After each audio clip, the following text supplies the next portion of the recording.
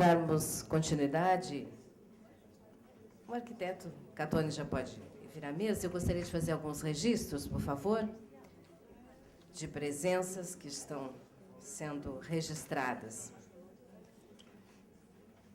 O excelentíssimo senhor Lino Pérez, vereador da Câmara de Florianópolis.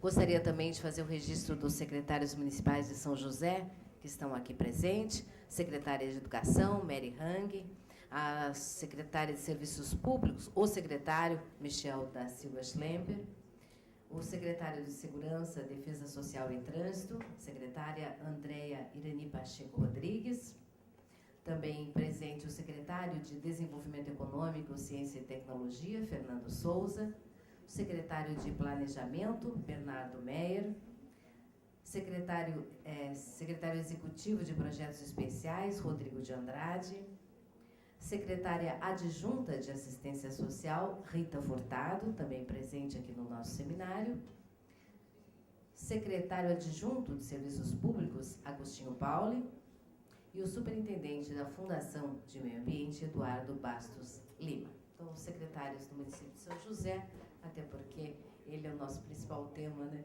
deste evento, estão todos aqui praticamente presentes, participando deste seminário. Exatamente porque, e agora, a partir de todos esses dados apresentados pelo demógrafo Paulo Campanário, o que fazer? Agora sim é o desafio do Plano Diretor Participativo de São José. Planejar a consolidação de uma cidade mais eficiente e articulada com o desenvolvimento da região metropolitana. Por isso, nós passamos a palavra, mais uma vez, ao arquiteto urbanista Edson Catone.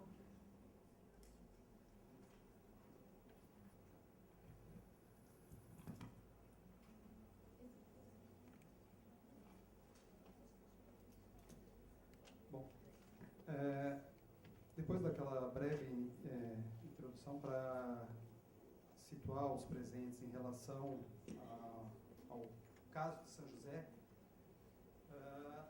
nós vamos trazer agora algumas das reflexões diante desse cenário, como o professor Paulo Campanário colocou, de que não é diferente nas outras cidades do país e como isso que já é tratado na área da saúde, da educação, da previdência social, da assistência social, há um bom tempo, tem um domínio, uma discussão, uma bagagem. No planejamento urbano, essa questão passa um pouco ao largo, ou por se considera ela básica demais, quem que não trabalha com densidades ou com projeções de crescimento. E o questionamento que suscitou dentro da equipe, né, é que esse ponto de vista demográfico do cenário atual e futuro, ele configura talvez um reposicionamento e um olhar um pouco diferenciado do planejamento urbano também. Essas providências que as outras políticas públicas estão tomando, discutindo, fazendo uma série de seminários, vendo experiências internacionais, né, que passaram pela mesma dinâmica demográfica, né? O que a França fez, o que o Japão fez, o que outros países que passaram por essa situação, em uma escala de tempo muito mais dilatada. Esse é um complicador também, né, Paulo, que o nosso processo é acelerado demais. Quando outros países demoram 80 anos para passar, nós estamos fazendo a mesma trajetória nos gráficos, chegar ao topo e inverter a tendência de crescimento em algo em torno de 4 décadas, 40 anos. Né? Se você pensar que está num país onde já existe um bem-estar e qualidade, e as cidades estão consolidadas há séculos, e os investimentos, tudo, né? E existe tradição em planejamento, os impactos de enfrentar essa situação em 80 anos talvez não sejam tão alarmantes. Mas na nossa realidade nacional, né, a gente continua reproduzindo cidades desconexas, desiguais, né, dispersas, cheias de deseconomias. Tomar um novo rumo no mínimo, e como tomar esse novo rumo é algo que a gente tem que trazer para a discussão, principalmente quem tiver que enfrentar as decisões de se trabalhar o planejamento e o desenvolvimento de uma cidade que afeta a região como um todo, né? Por favor, pode colocar o mapa de evolução da mancha urbana? Isso aqui é um dos primeiros mapas da leitura técnica que a equipe preparou e que, na sequência, a gente vai levar isso para discussão dentro do processo participativo do plano diretor, né? Mas já ilustra o tipo de crescimento que a gente está tendo em São José, né? A escala de cores ali, legenda do mais escuro, nós temos uma mancha de ocupação em 56, 69, 78, 95, 2001, 2000 e chegamos até 2014, atualizando a mancha de ocupação urbana, né? E aquilo que eu estava falando da descontinuidade, dispersão, e se for ver o sistema viário, o tamanho da desconexão viária, né, para todos os modais, né, não é? Para o próprio cidadão a pé, ele pode estar próximo, mas não ter a conexão para chegar aonde ele deseja, né? Essa é uma visão geral da mancha, então, de ocupação hoje, como que ela está. A gente pode dar um zoom no centro histórico, a gente também pode ver e fazer estudos direcionados para áreas de renovação da cidade, ao mesmo tempo que nós temos as partes mais antigas da cidade, né, que se consolidaram ou se desenvolveram até 56, elas trazem patrimônio cultural, histórico e de viés de preservação. Nós também temos um outro tanto da cidade que ela já está a ponto de ter renovação, né, onde a própria falta de manutenção ou o esforço de manutenção já não consegue dar conta. Então, nós conseguimos, com esses dados e os dados de cadastro imobiliário, né, valor de solo e outras variáveis, começar a prospectar quais são as áreas que nos próximos 20 anos terão uma possibilidade de renovação urbana. Lotes serão remembrados, regras especiais serão criadas para induzir isso ou não, o que deve ser preservado, né?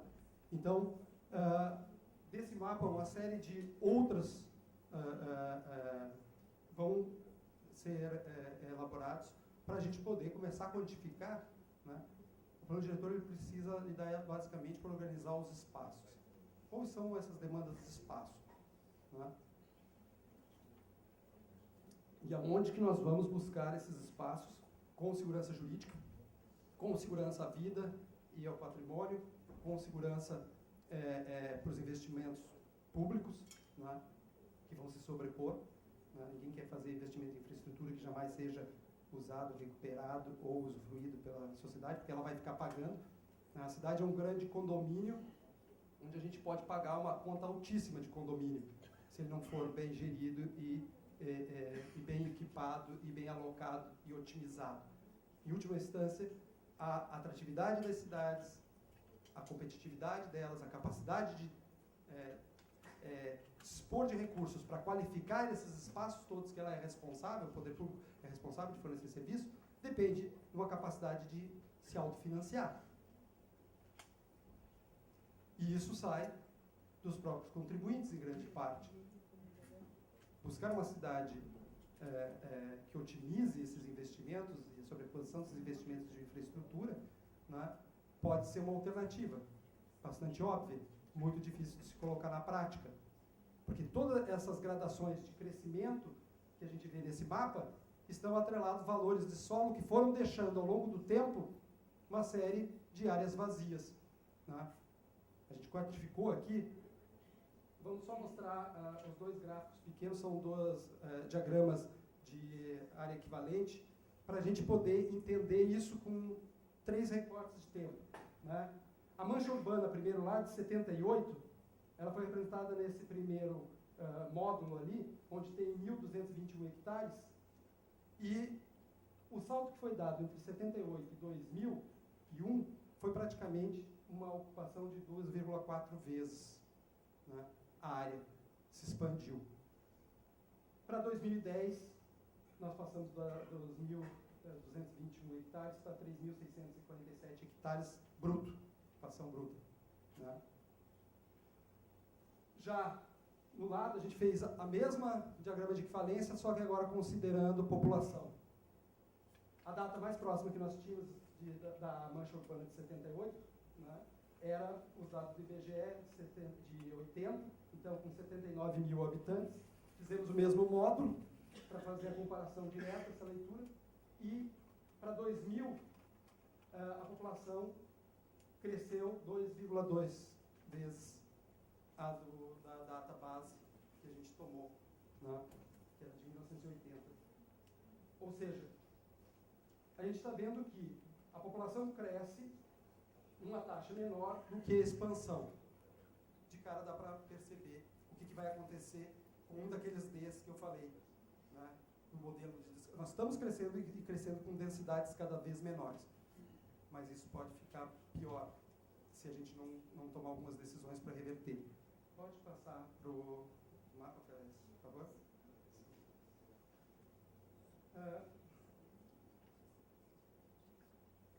Essa realidade de São José não é diferente, é por isso que esse seminário técnico ele foi aberto no interesse dos outros municípios, porque se nós fizermos esse mesmo mapeamento para outros municípios, dificilmente nós vamos ter algo diferente, né? Senão, algo até muito mais gritante do que isso. Porque São José, a área é compacta e a ocupação, por mais que seja dispersa, descontínua, né, ela ainda é relativamente compacta perto do desastre urbanístico que é a ocupação dos outros municípios. Né? Aqui a gente tem outro mapa das áreas livres contidas na mancha urbana. Aquela mancha urbana que a gente mostrou no mapa anterior, a evolução dela, né? Aqui a gente tem o que a gente detecta de áreas livres. Essas áreas livres, no processo participativo do plano diretor, ainda vão ser alvo da negociação e da definição do que disso aí são áreas, são vazios urbanos. E quais desses vazios urbanos serão alvo de aplicação de instrumentos. O que a gente tem hoje aqui? Pode subir o diagrama de equivalência de área. Quando a gente pega todos esses fragmentos magenta ali, a gente coloca ele dentro da mancha urbana, que era a cor ali, o amarelo mais clarinho, de 3.647 hectares, que é de 2010, a gente tem 14%, 14% dessa área ainda são áreas livres. É aí que a gente vai buscar vazios urbanos, definir e qualificar vazios urbanos passíveis de urbanização. Tá? Lembra que no mapa anterior também tinha as escalas de gradação, onde a gente pode investigar onde a cidade tem a maior chance de renovação. Então a gente pode crescer nesses vazios, nessas descontinuidades, e pode crescer também nas áreas de renovação, que podem ser alocadas e reprojetadas a densidade de ocupação delas, né, para o horizonte que for estabelecido por plano. O que nos chama a atenção? Que o retângulo de fora, o maior, é a área total do município de São José, né, com 11.430 hectares aproximadamente, e o retângulo tracejado vermelho é o atual perímetro urbano. Em 2002, 2004, eu tive como coordenador executivo da equipe da FESC-UFSC, que elaborou a proposta de plano diretor de 2004, que nunca foi votada. E nós já tínhamos uma realidade e detectado uma necessidade de ajuste de perímetros urbanos, né? Não só em São José, isso em vários municípios. Né? Aqui, ele ainda cresceu um pouco desde dos estudos e da proposta feita em 2004, e hoje está em torno de 2,8 vezes o tamanho, né, da mancha de ocupação. Mas o que o professor Paulo nos falou? Nós temos um crescimento estimado em algo em torno de 50%, 52% de crescimento. Nesse tempo, até atingir o crescimento zero, em 2042, 45, 42, aproximadamente, 52% de crescimento. A pergunta, óbvio que vem à mente de todo mundo, aonde alocar da melhor forma possível um crescimento equivalente a 52% de tudo que já cresceu até hoje. Nós vamos expandir 52% Né? Então, onde, como e quando fazer isso, né, é algo que nós vamos ter que se debruçar e, junto com a sociedade, fazer as escolhas para fazer isso de uma forma mais ou menos eficiente, né, mais ou menos de agrado dos condôminos, né, porque a conta desse condomínio vai ficar para o resto da vida. Em 2100, a conta dessa ineficiência, a conta de todas as deseconomias, a conta de não ter aproveitado esse tempo daqui a 2042, a 2045, para fazer o melhor uso desse crescimento. E é isso o ponto central. Eu resumo a minha fala agora em segunda intervenção, é de que antes nós estávamos sem perspectivas e sempre trabalhávamos, ou podemos trabalhar até com projeções matemáticas, vai crescer, se eu não consertar nos próximos 10, 20, 30 anos, vai continuar crescendo, e vai continuar crescendo, alguém vem depois, ajusta, faz um novo plano e conserta. Agora nós temos 2 dados relevantes para se pensar: o planejamento e o desenvolvimento das cidades. O que vamos fazer com o crescimento que nós temos como oportunidade, como transformamos esse 52% de crescimento numa oportunidade bem planejada, né? E todas as ações que são necessárias para fazer isso no tempo que nós temos, 42, 45 anos. Né? Muitas das cidades aqui sabem da dificuldade, gestores públicos, de passar o próprio plano diretor, elaborar e passar o plano diretor na Câmara é algo complicado. Né? Tem planos que ficaram 10 anos tramitando. Tem planos que não foram à tramitação e ficaram 10 anos no limbo. Né? Isso é perda de oportunidade. No momento em que a gente tem um limite para fazer um direcionamento do crescimento e uma otimização, ou tornar mais eficiente as cidades, é algo que a sociedade precisa trabalhar junto, gestores públicos, presentes e futuros, com um compromisso claro de que temos que mudar de direção. Porque fazer o que tinha sido feito até agora, um modelo de dispersão, desconexão, baixa densidade e tudo mais, não vai garantir uma cidade mais sustentável e de melhor qualidade. E vai deixar uma conta muito grande para as futuras gerações. O que nos leva a pensar o que é horizonte de tempo de planejamento. Eu já vi algumas coisas em relatórios, porque eu faço análise de planos diretores para outros municípios e para câmaras de vereadores, né, de análises que o cara descreve redondamente, não, o plano foi feito pensado para um horizonte de 10 anos. Aí, uma analogia que a gente conversava ontem, eu falava para a prefeita que qualquer gestor vai entender isso de cara. Nós estamos numa estrutura, num condomínio, num veículo, todo mundo junto, né, em que tem milhares de pessoas. Se assemelha muito mais a pilotar um grande transatlântico ou uma motocicleta onde o indivíduo decide que vai guinar para cá ou para lá e ele toma a direção e a reação é imediata. Não. Acho que ninguém tem essa ilusão.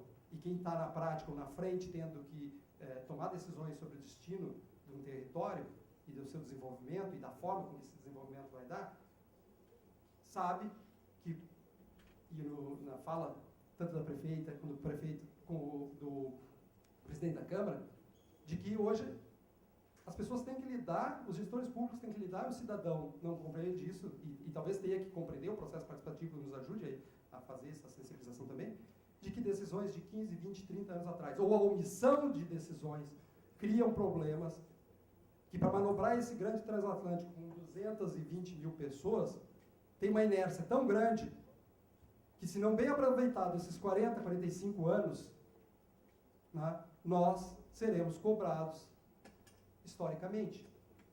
Todos os municípios que acabaram de fazer seus planos diretores e não conseguem fazer um plano diretor que traga claramente qual é o rumo, como, quando e onde a cidade vai acontecer e se qualificar, e como vai se qualificar, e como vai financiar essa qualificação, né? Eu fico sem saber exatamente qual foi o enquadramento que foi dado. Qual foi o horizonte de tempo? Jogar um dado para saber se... não, vou fazer um plano para 2040, outro 2050. Aí a próxima cidade 2060. Mas tem plano de 10 anos, plano para 2022, 2030, 2040, 2050. No mercado tem de tudo. Parece que é só mudar a frase que o horizonte do plano é. Parece que é algo tão simples assim. Diante das evidências que o professor Campanaro nos coloca e desse processo que o Brasil tem que enfrentar, não está ao nosso alcance negociar com o senhor tempo.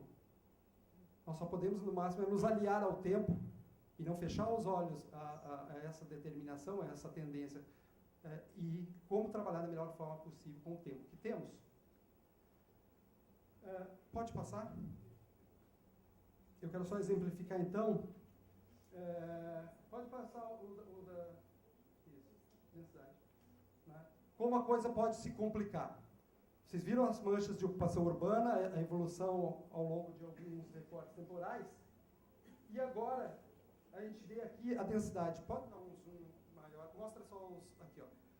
Legenda de 0 a 25 habitantes por hectare, a cor mais clara, depois de 25 a 50. Eu vou só concentrar vocês nesses dois números, depois a gente fala o resto. Tá? Porque São José, ela acumula as duas manifestações no território. Baixíssimas densidades e altas densidades, talvez algumas das maiores no estado, dentro do mesmo território. Só que elas estão bem localizadas. E o que é pior, tem o diagrama de área equivalente, aquela representação simplificada, tem o gráfico.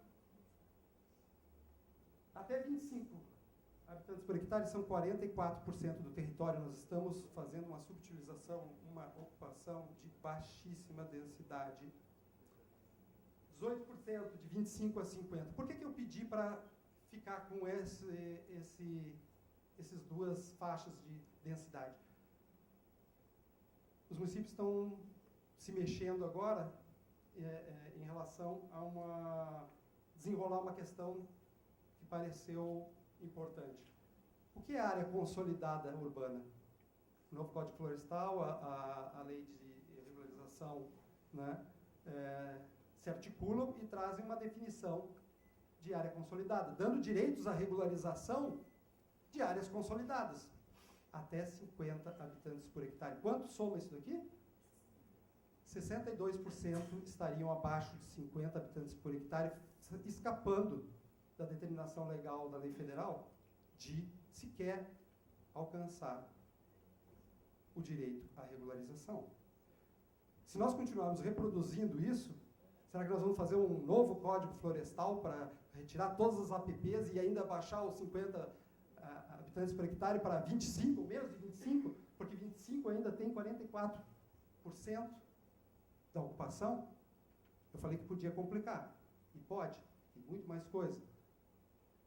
E é nesse sentido que essa troca que a gente procura estabelecer nesse seminário, que a alocação das demandas futuras e a recuperação dos passivos nesse tempo que a gente tem e a articulação de todas as políticas que estão sendo colocadas, como transporte e mobilidade, como planos, né, como outras que têm que ser articuladas, né, pede que a gente comece a se orientar em relação a um afinamento de alocação desse crescimento, dos índices, trabalhar junto nessa determinação e, ao mesmo tempo, ter instrumentos para monitorar e corrigir no tempo que nós temos de 42 anos, em que vai estar manobrando e que talvez no começo a gente não veja a guinada que a gente fez, mas daqui a algumas décadas, certamente, no caminho certo,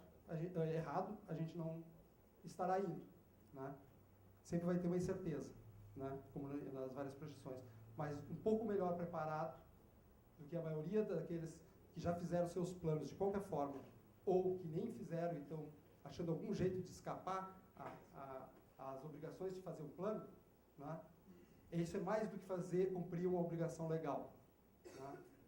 É direcionar o destino e o futuro e a economia e a qualidade de vida de cidadãos de muitas e muitas cidades que, em alguma medida, se aproximem dessa dinâmica demográfica e desse desafio que o caso de São José pode ser só um exemplo. tem mais algum mapa? Eu passo rapidamente. Na região metropolitana, esse evento, a gente está fazendo ele para criar essa aproximação que a gente já vem há algum tempo trabalhando com a equipe do Planos, né, entendendo como essa estrutura de transporte e mobilidade ela vai ser bem trabalhada no plano diretor.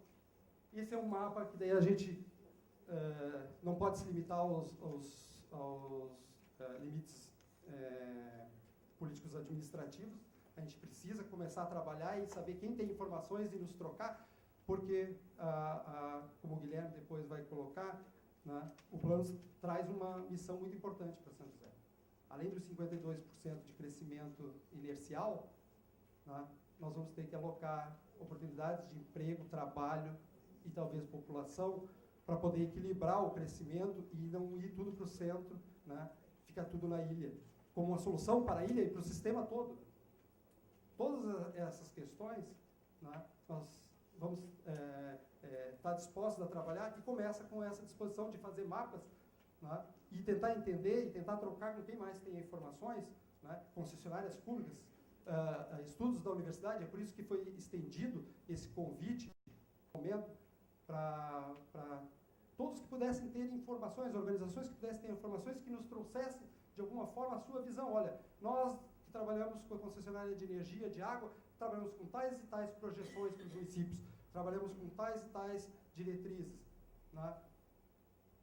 E assim, o plano de desenvolvimento metropolitano, né, e outros planos com outras políticas, como a de transporte e mobilidade, como cada um está lidando com as suas informações e como a gente pode diminuir essa incerteza nesse momento em que, de certa forma, nós estamos todos no mesmo barco. Esse não é só São José que está com esse desafio. Se os demais não acordaram, não perceberam, é só uma questão de tempo, né? Eu passaria a palavra para a cerimonialista e depois a gente retorna com mais 2 palestras e o debate. Ok, é bem isso. Nós vamos fazer um intervalo e pediríamos a todos que fosse um rápido intervalo, até porque há interesse de todo mundo, né, em participar, em presenciar as nossas próximas palestras, que são do Guilherme Medeiros, que vai nos falar sobre o Planos, e do superintendente, então, da região metropolitana, Cássio Taniguchi, tão aguardado, que a gente quer ouvi-los. E depois abriremos, então, para o nosso debate. Perguntas, respostas, indagações a respeito desse tema. Já voltamos. 15 minutinhos, né? Tá bom.